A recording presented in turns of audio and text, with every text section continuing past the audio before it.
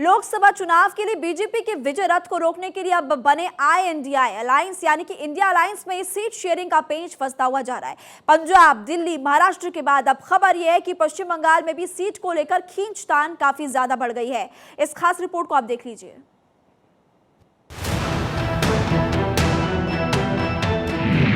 – 2024 की लड़ाई आपसी खींचतान पर आई।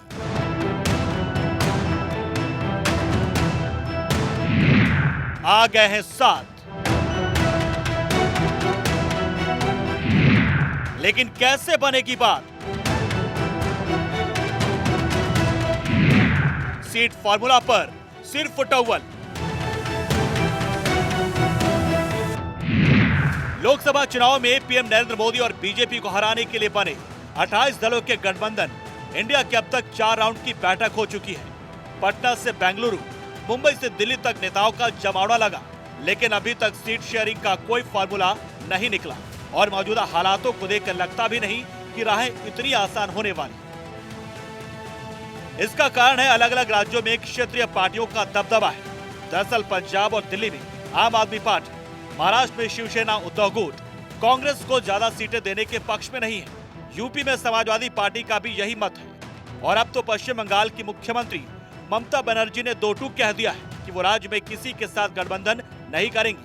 उन्होंने कहा कि इंडिया ब्लॉक बीजेपी के खिलाफ पूरे देश में लड़ेगा, जबकि बंगाल में वो अकेली बीजेपी के खिलाफ लड़ेंगी। वो ना तो कांग्रेस और ना ही वाम दलों के साथ समझौता करेंगी।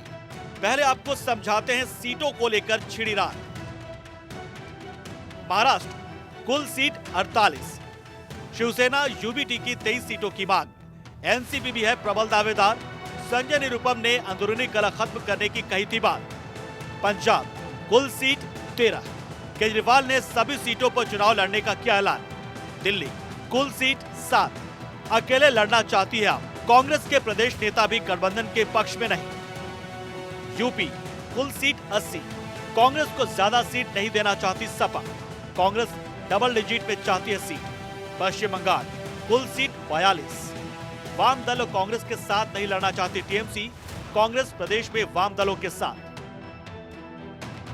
अभी गठबंधन में कई पेच हैं जिनका सुलझना बाकी है। आने वाले दिनों में कब सीटों पर सुलह होती है वो देखना अहम होगा। Bureau report, Bharat 24।